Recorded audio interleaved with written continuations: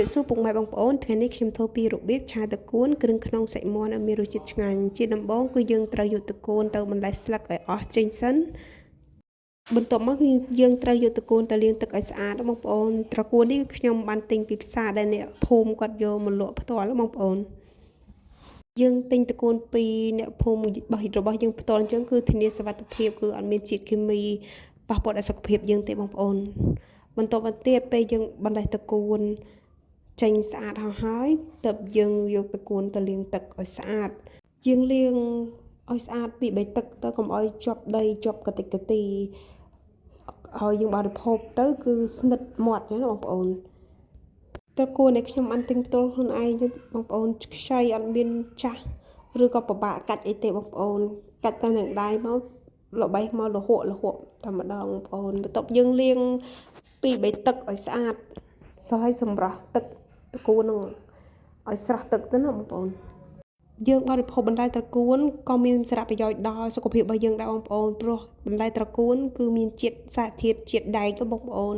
ដែលជួយដល់សារពាង្គកាយរបស់យើងអញ្ចឹងណាបងប្អូនបន្ទាប់មកក៏យើងលាងទឹកស្រស់ហើយក៏យើងយកទៅដំវាឲ្យទន់ដើម្បីយើងឆាទៅងាយនឹងចូលជាតិគ្នាបងប្អូនបន្លែត្រកួនគឺមានគុណប្រយោជន៍ច្រើនណាស់បងប្អូនថែមទាំងជួយជំរុញនៅការរំលាយអាហាររបស់យើងផងដែរបន្ទាប់ពីដាំតកួនហើយគឺយើងដាក់ខ្ទះឲ្យក្តៅបំពងខ្ទឹមចូលបន្ទាប់មកទៀតគឺយើងចាក់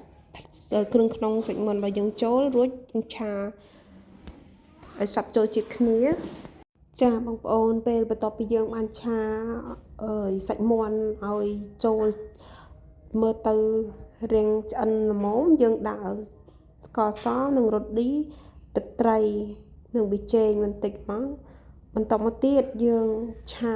ឲ្យសព្វចូលជាតិគ្នាម្ដងទៀតឆាទាល់តែមើលទៅសាច់យើងរាងឆ្អិនទើបយើងដាក់តកួនចូលបងប្អូនកន្លែងនេះខ្ញុំមកពេលតកួនរាងឆ្អិនខ្ញុំចាក់ទឹកប្រេងខ្យងដើម្បីបង្កើតរសជាតិបន្តិចទៀតផងដែរបងប្អូនតែខ្ញុំអត់បានថតកន្លែងហ្នឹងបងប្អូនហ្នឹងហើយបងប្អូនបន្ទាប់មកយើងឆាតកួននឹងឲ្យចូលជាតិគ្នាម្ហូបមួយមុខនេះគឺសារៈសំខាន់របស់ម្ហូបនេះគឺដល់តួសំខាន់គឺតកួនរបស់យើងនឹងឯងបងប្អូនព្រោះតកួនគឺមាន